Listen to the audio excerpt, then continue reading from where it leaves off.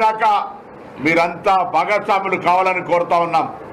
ఎవరైతే సర్వేలో పార్టిసిపేట్ కాలేదో వాళ్ళందరూ కూడా సర్వేలో పార్టిసిపేట్ అయ్యేటట్టుగా మీరు క్షేత్రస్థాయిలో సంఘాలను వివిధ రకాలుగా ప్రేరేపితం చేసే విధంగా చర్యలు ఉండాలని కోరుకుంటా ఉన్నాం. దీని మీద కూడా రాజకీయం చేసే పార్టీలు, Bharatiya Janata party, TRS party నిజంగా బలహీన వర్గాల మీద చిత్తశుద్ధి ఉంటే ఇవాళ రాష్ట్రం నుంచి శాసనసభ వేదికగా బిల్లు చేసి చట్టబద్ధత తెచ్చి కేంద్రానికి పంపిస్తాం. మీరు మీ పారదర్శకత నిరూపించుకోండి. ఇచ్చేది 42%, ఇప్పటికే 56% బీసీలు ఉన్నారు. ఇంకా శాతం పెరుగుతారు కావచ్చు. దాన్ని అడ్డుకోవడానికి లెక్కలు తప్పుల తడకాని బలహీన వర్గాలను అవమానపరిచే చేయొద్దు. బండి సంజయ్ గారు మీరు కూడా ఇలా ప్రకటన చూసినా చేతనైతే కేంద్రం నుంచి తెలంగాణ రాష్ట్రం చేస్తున్న రోల్ మోడల్గా దేశం మొత్తం మీద ప్రభావం చేసే అవకాశం తీసుకో, లేదా మౌనంగా ఉండి బీసీల ఆగ్రహానికి గురి కాకుండా ఉండమని కోరుతా ఉన్నా.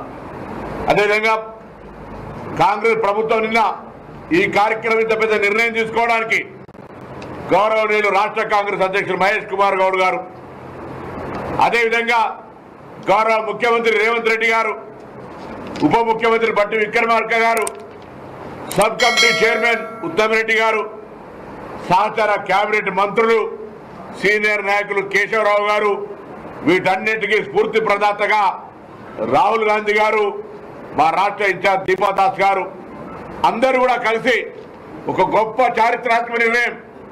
మేము అనేక సందర్భాల్లో విద్యార్థి సంఘ నాయకులుగా కొట్లాడాము ఇటువంటి డిమాండ్ల కొరకు. ఇవాళ రాష్ట్ర మంత్రిగా ఇటువంటి ఒక పెద్ద చరిత్రలో ఒక సామాజిక మార్పుకు నాంది కలిగేటువంటి నిర్ణయం, ఎవరెంతో వారికంతా అని రాహుల్ గాంధీ గారు చెప్తున్న మాట నిజం కాబోతున్నటువంటి సందర్భం. ప్రజలంతా సహకరించండి.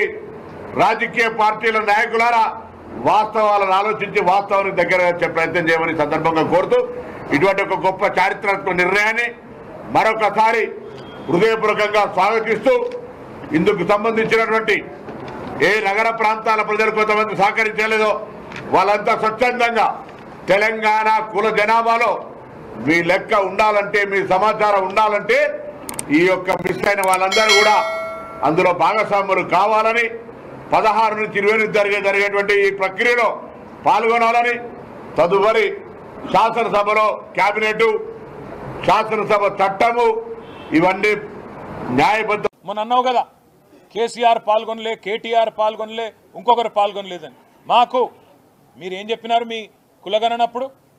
మొదలు మీరు చెప్పింది ఏంది? స్వచ్ఛందంగా ఎవరు ముందుకు వస్తే వాళ్ళు రండి, ఇచ్చేది ఏంటి అన్నావు. అయినా నాకు తెలియక అడుగుతా, కుంటి సాకులు అడగడం కాదు, కుంటి సాకులు ఎత్తకడం కాదు. కేసీఆర్ గారి ఎలక్షన్ అఫిడవిట్ నీ దగ్గరనే ఉంది, నా ఎలక్షన్ అఫిడవిట్ నీ దగ్గరనే ఉంది.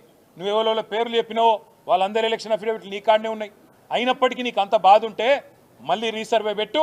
మేమందరం కూడా, ఎందుకంటే మా బీసీలకు అన్యాయం జరిగినప్పుడు మేము కూడా, ఎందుకంటే నీకు సాకులు వెతకడానికి అవకాశం ఇవ్వద్దు కాబట్టి అందరం పాల్గొంటాం, అందరం కూడా నువ్వు కోరిన అన్ని వివరాలు ఇస్తాం.